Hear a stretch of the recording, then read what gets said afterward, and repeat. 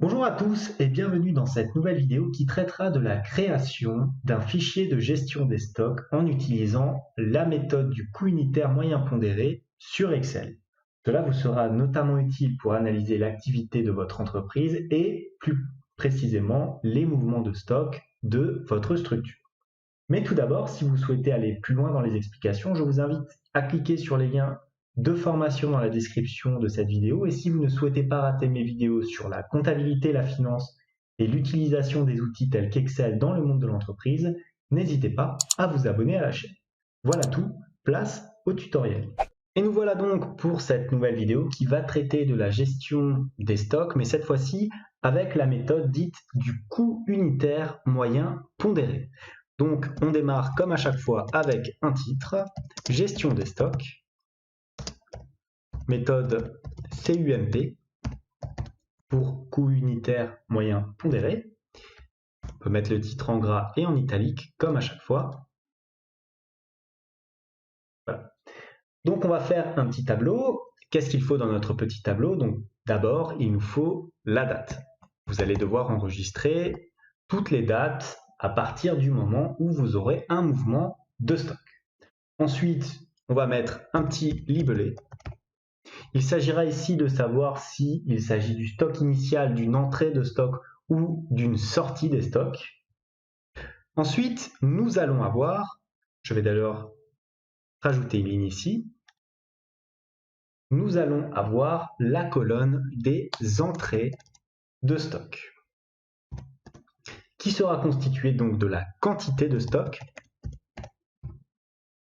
que vous allez faire rentrer dans votre structure, du prix unitaire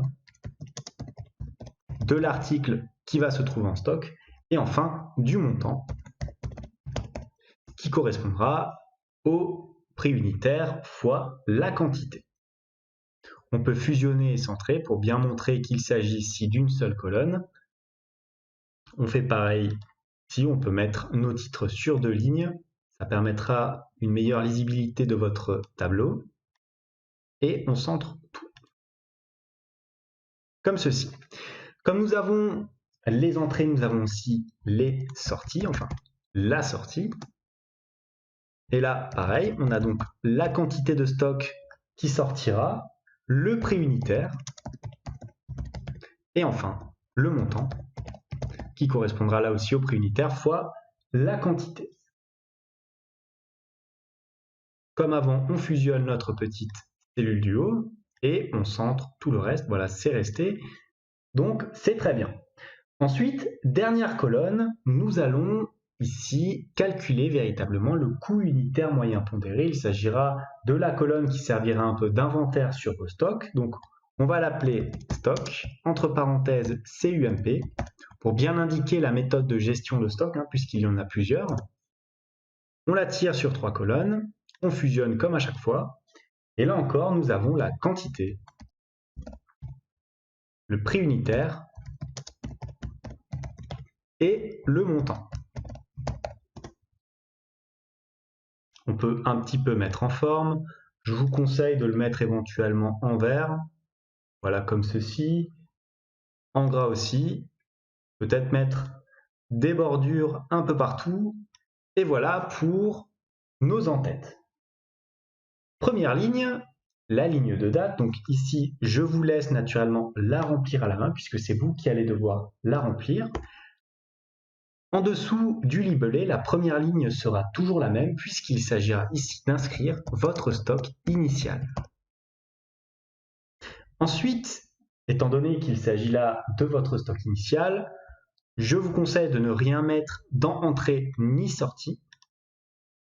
On va griser ces cellules, voilà, comme ceci, pour bien montrer qu'il n'y a rien à inscrire, puisque nous inscrivons directement ici dans notre petite colonne d'inventaire la quantité de stock initial. Par exemple, si vous avez 100 de stock au prix unitaire de 3,50, on peut déjà mettre aussi un format numéraire ici dans tout ce qui est prix, et bien, le montant va correspondre au 100 fois 3,50. Donc en stock initial, ici, vous aurez un article qui est en quantité de 100 d'une valeur unitaire de 3,50 et donc une valeur globale de votre stock à 350 €. Je vous conseille aussi de mettre un si erreur dans cette cellule-là, afin que si vous ne mettiez pas de nombre ici, qu'il n'y ait pas éventuellement une erreur. Donc, on va mettre 100, 350, voilà, comme ici. Et là, dans notre cellule, on va mettre si est erreur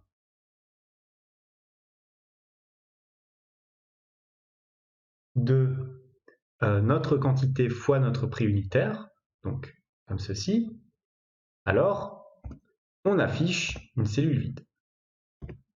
Sinon, on effectue le calcul, c'est-à-dire le prix unitaire fois la quantité. On referme la parenthèse et on appuie sur Entrée. On peut sélectionner aussi cette petite ligne pour y mettre bien entendu des bordures. Et voilà pour la première ligne de notre tableau de gestion de stock avec la méthode CUMP. Passons à présent à la deuxième ligne. Alors là, vous allez voir, c'est ici que se situe le gros du problème, puisque la deuxième ligne, comme les suivantes, seront construites exactement de la même manière. Il s'agira ensuite de copier-coller cette deuxième ligne pour faire autant d'opérations que vous le souhaitez. Donc à partir de la deuxième ligne, qu'est-ce que nous aurons? Nous aurons toujours notre colonne date, donc là ça sera facile, il faudra mettre la date à laquelle s'effectue l'opération que vous souhaitez. Ensuite, en termes de mouvement, vous aurez ici deux possibilités. Soit il y aura une entrée de stock, donc vous allez acheter un nouveau stock, qui va donc modifier le prix unitaire, le coût unitaire moyen pondéré de votre article de base, puisque le prix sera souvent différent. Soit il y aura une sortie de stock, et dans ce cas-là, il faudra constater une sortie ici en soustrayant la quantité qui ne sera plus dans votre stock. Donc on va aller dans Données, validation de données pour justement mettre ces deux possibilités de choix. Donc ici, validation de données. On choisit ici dans Autoriser liste. On aura deux solutions possibles. Donc on va choisir Entrée, point virgule ou Sortie. Point virgule et on appuie sur OK. Vous voyez ici que vous avez le choix entre entrée ou sortie. Au niveau de la quantité d'entrée, là effectivement vous allez devoir saisir manuellement la quantité de stock qui va rentrer dans vos stocks. Donc on ne met rien sur cette ligne.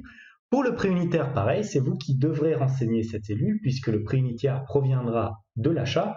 Et enfin, le montant, cette fois-ci ça sera très simple, ça sera la quantité fois le prix unitaire, donc on peut tout de suite le mettre, est égal à la quantité fois le prix unitaire. Je vous conseille aussi de mettre une petite formule pour lui dire que si la cellule de quantité est vide,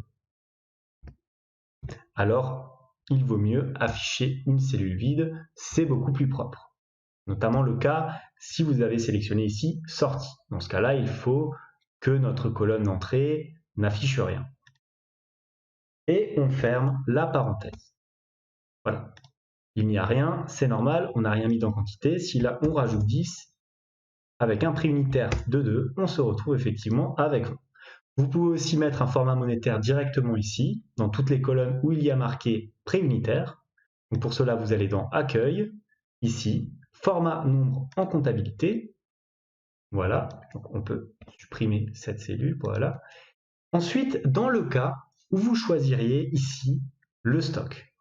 Donc, dans ce cas-là, la quantité, c'est encore vous qui allez devoir la renseigner naturellement, puisque c'est une quantité de sortie. Le prix unitaire, cette fois-ci, va correspondre, puisqu'il s'agit d'une sortie, au prix unitaire calculé précédemment. Si par exemple, vous choisissez directement ici, après avoir mis votre stock initial, de sortir des marchandises, le prix unitaire de sortie sera égal au prix unitaire calculé à la ligne précédente. Donc, on aura toujours dans cette colonne-là est égal au coût unitaire moyen pondéré dans votre petite colonne d'inventaire de stock. Je vous conseille là aussi, comme avant, de choisir s'il n'y a rien de renseigné en quantité ici, alors de ne rien afficher. si la cellule de quantité vide est égale à vide, alors on n'affiche rien. Sinon, on affiche le coût unitaire moyen pondéré calculé précédemment. Le montant, alors là, ça se calcule exactement de la même manière que pour les entrées ici, c'est-à-dire qu'il s'agira de la quantité fois le prix unitaire, comme ceci. Pour éviter cette petite erreur, je vous conseille là encore de faire un petit si par exemple, allez, on va dire la quantité est égale à vide, donc s'il n'y a rien, alors vide. Sinon, on effectue le calcul. Bien sûr, vous pouvez le faire avec une formule qui comble les erreurs, mais je trouve que c'est souvent plus ludique de le faire de cette manière-là. Au moins, ça nous fait réviser les fonctions si. Et nous voilà pour les deux premières colonnes. Ensuite, on se retrouve dans la colonne des quantités, qui va donc dépendre de vos différents mouvements. Et pour calculer la quantité donc qui arrivera après votre premier mouvement, pour cela, il faudra appliquer le calcul relativement simple qui correspondra à la quantité de la ligne précédente, puisqu'il s'agira là d'une quantité ajustée, plus éventuellement les quantités entrées en stock, moins les quantités sorties. Si vous avez bien suivi, vous comprenez qu'étant donné que vous ne pouvez choisir qu'une entrée ou une sortie par ligne, une de ces deux cellules-là sera égale à 0, en fonction de si vous choisissez entrée ou sortie. Donc, vous appuyez sur entrée. Alors là, le problème, comme à chaque fois, c'est que ça affiche un chiffre alors qu'on n'a rien mis. Donc, petite astuce, comme toujours, on peut mettre si cette cellule-là est vide, alors on affiche du vide. Point virgule, et on ferme la parenthèse. Voilà pour cette première petite formule relativement simple qui correspond aux quantités. Voyons à présent la grosse formule du fichier, celle qui permettra de calculer véritablement le coût unitaire moyen pondéré. Donc dans ce cas-là, il faudra, je vous explique, si vous choisissez une entrée ici, vous allez faire rentrer du stock là, avec un prix qui souvent sera différent du prix ici. Il faudra donc calculer la moyenne du nouveau prix en fonction de la quantité de stock entrée. Si vous choisissez au contraire une sortie de stock, le prix ne changera pas. Il s'agira du prix unitaire calculé précédemment. Comment est-ce que ça se traduit au niveau des formules? C'est tout simple, regardez. Est égal si, donc premier cas, vous choisissez une entrée de stock, point virgule, dans ce cas-là, il faudra calculer la moyenne. Et comment est-ce que l'on calcule la moyenne? Il s'agira de la valeur globale de votre stock divisée par la quantité globale de votre stock. Donc dans ce cas-là, on aura le montant précédemment. Bien sûr, on ouvre la parenthèse, comme à chaque fois, pour respecter les règles de calcul, plus la quantité que vous allez faire rentrer en stock. On ferme la parenthèse et on divise tout ça par la quantité globale de votre stock, c'est-à-dire la quantité calculée précédemment, plus la quantité ici. Tiens, d'ailleurs, la valeur ici, c'est cette cellule. Voilà. On met tout ça entre parenthèses. Et nous en avons fini pour le premier cas qui correspond aux entrées. Donc, point virgule, puisque cette cellule-là, cette première partie est comblée. Maintenant, dans le cas d'une sortie, donc si notre cellule de choix ici est égale à une sortie, alors dans ce cas-là, comme je l'ai dit tout à l'heure, il s'agira de récupérer le prix unitaire de la ligne précédente, puisqu'une sortie ne fait pas varier le coût unitaire moyen pondéré.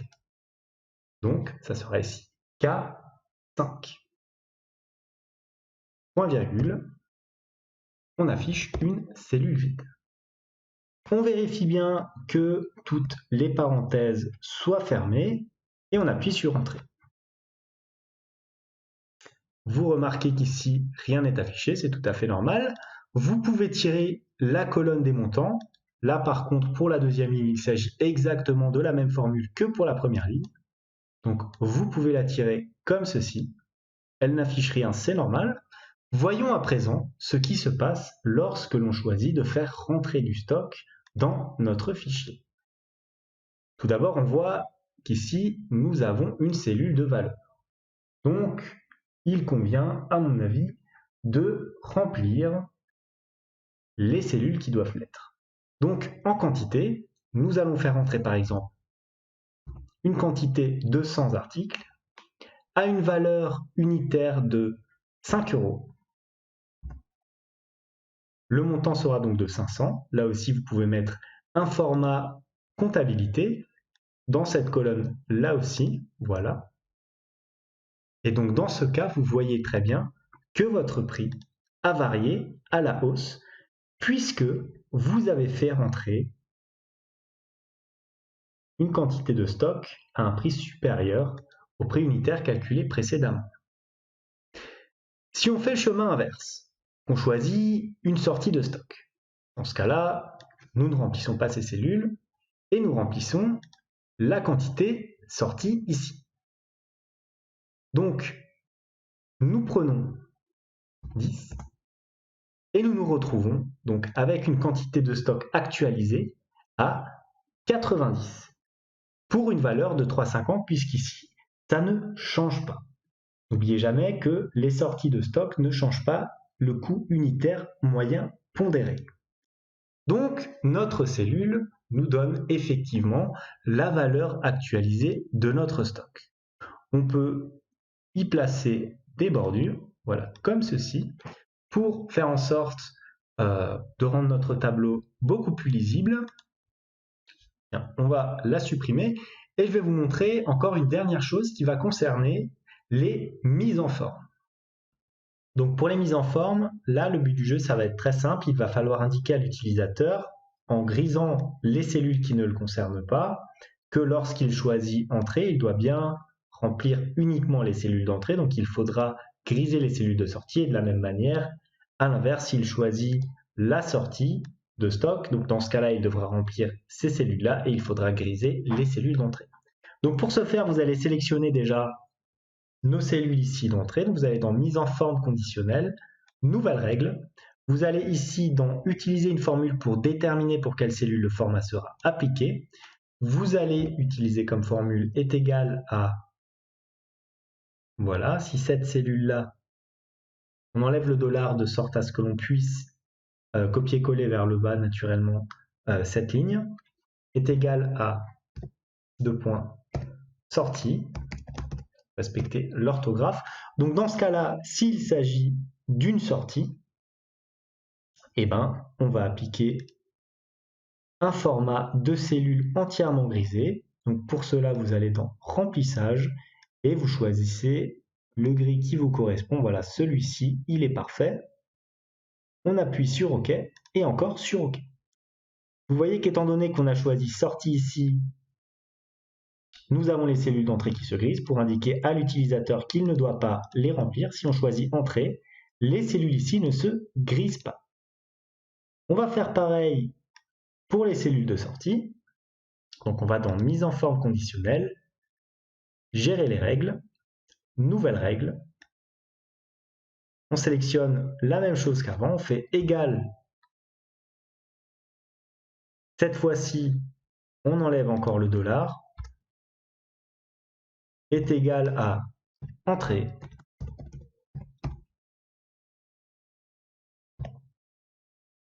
Et on appuie sur format, on choisit le même gris que tout à l'heure et on appuie sur OK. Et encore une fois, OK. On voit que ça ne change rien. Si maintenant je choisis la cellule d'entrée, nous voyons que ce sont les cellules de sortie qui se sont grisées. Maintenant, on va copier notre ligne comme ceci, autant de fois que vous le souhaitez naturellement. Ça va dépendre du nombre d'opérations que vous allez avoir. Et on va regardez comment on utilise notre petit tableau. Supposons que notre stock initial date du 1er janvier 2021. Vous avez une entrée de stock le 5 janvier 2021. Ici, donc, on sélectionne l'entrée de stock. Quelle quantité on va prendre? 100. Le prix unitaire, on va dire que c'est 7 €. On a doublé. Nous avons donc ici un prix unitaire moyen pondéré qui va changer, qui va dépendre justement de votre quantité, et donc le montant global de votre stock, lui aussi, va changer. Puis, le 10 janvier 01 2021, vous avez une sortie de marchandises. Donc, qu'est-ce qui se passe? On voit très bien que le prix unitaire ne change pas. Quelle quantité va sortir? Vous décidez de sortir 150 de votre stock. Il ne vous en reste donc plus que 50 à un prix unitaire de 5,25 €. N'oubliez pas de mettre le format monétaire. Voilà.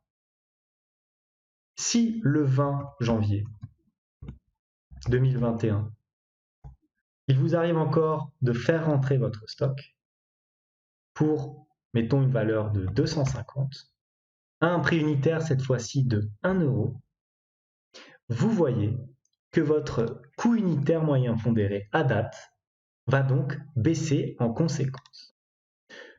En termes d'affichage, je vous conseille comme d'habitude aussi d'enlever le quadrillage ici, ça fait toujours plus propre au niveau de vos fichiers.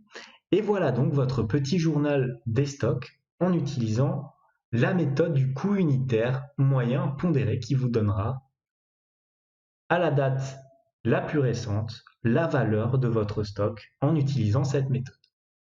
Merci d'avoir vu cette vidéo. Comme d'habitude, n'hésitez pas à la commenter, à la liker. Moi, je vous dis merci et à la prochaine pour une nouvelle vidéo.